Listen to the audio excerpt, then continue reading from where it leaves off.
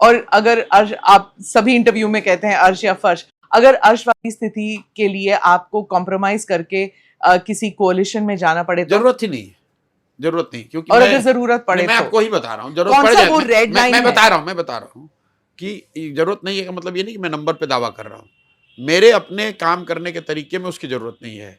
पक्ष या विपक्ष की राजनीति करने में यहाँ नहीं आया हूँ, मुझे एमएलए मंत्री नहीं बनना है, मुझे यहाँ पर परिवर्तन कराना है। और मैं इस बात से को लेकर बहुत खुश हूँ कि परिवर्तन यहाँ होना शुरू हो गया नहीं, है। अगर आप एज एन इंडिविजुअल ना जाए, लेकिन पार्टी का तो कोई होगा ना, पार्टी के जो लोग जीत कर आएंगे, अगर वो कहेंगे जीत कर आएंगे और हम लोग की संख्या नहीं होगी सत्ता में जाने आप की, एब्सोल्यूट मेजोरिटी तो ला नहीं सकते। नहीं तो क्यों नहीं ला सकते?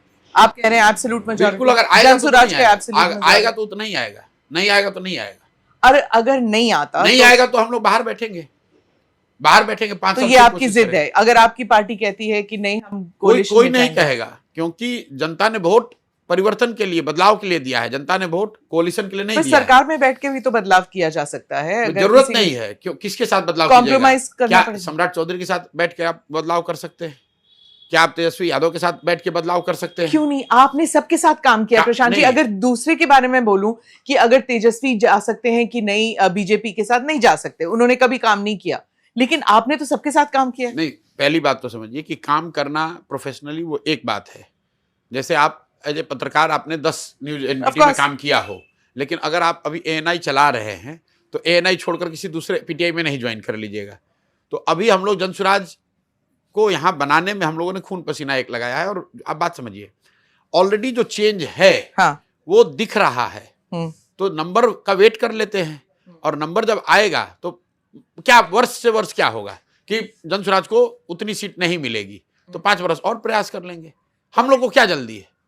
हम लोग कोई जल्दी नहीं, हमारी उम्र 48 साल है, क्या जल्दी है? 5 साल और कर लेंगे। अगर बिहार के लोग नहीं सुधरना चाहते हैं तो 5 वर्ष उनके साथ और लग के काम करेंगे। हमारा कोई ऐसा तो है नहीं कि हमारा खाना खर्चा चलता है पॉलिटिक्स। कौन सा वो रेड लाइन है जिसको आप क्रॉस करने के लिए तैयार नहीं है पॉलिटिक्स में, कॉम्प्रोमाइज के लिए? सरकार में हिस्सा बनने का सवाल ही नहीं पैदा होता है। या तो जनसुराज सरकार में अपने दम पे सरकार बनाएंगे, नहीं तो हम लोग बाहर बैठेंगे। If need be we will force an election, फिर से इलेक्शन होने दीजिए।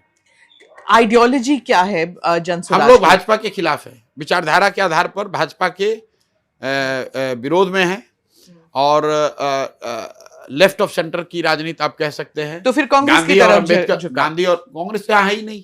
लेफ्ट ऑफ सेंटर तो कांग्रेस हुआ नहीं, लेफ्ट ऑफ सेंटर कांग्रेस कहाँ है? कांग्रेस तो कहीं नहीं है। कांग्रेस तो सेंटर है, कभी राइट की ओर टिल्ट होती है, कभी लेफ्ट में शिफ्ट, मतलब मेजॉरिटी। हम लोग अपनी बात कर रहे हैं। हम लोग गांधी और बाबा साहब की बात को ही लेकर चल रहे हैं, और उन्हीं की बात को लेकर आगे चलेंगे।